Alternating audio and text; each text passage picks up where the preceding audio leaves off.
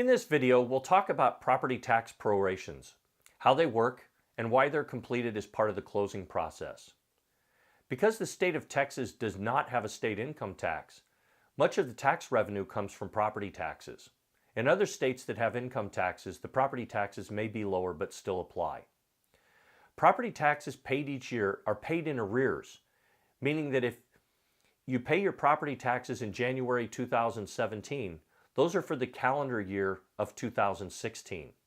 So as a seller of your home, you're required to pay the property taxes from January 1st until the date of closing. Let's say you're closing the last day of June, just to make the example simple. So that would mean that the seller is responsible for the property taxes from January 1st through June 30th, and the buyer is responsible from July 1st through December 31st.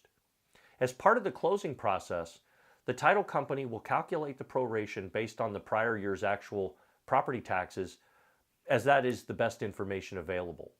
Let's assume those property taxes for the past year were $6,000.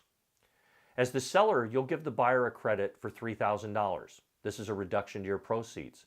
And then when the tax bill comes out later in the year, they will be responsible to pay the property taxes for the entire year. A couple of things to keep in mind. If the value of the property is assessed in the current year higher or lower than the prior year, and the tax rate is increased or decreased from the prior year, it can change the amount of the current year's property taxes.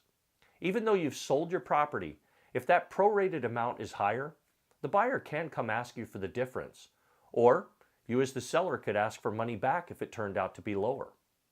This is one open item that you may hear about depending on what happens to the assessed values and the tax rates.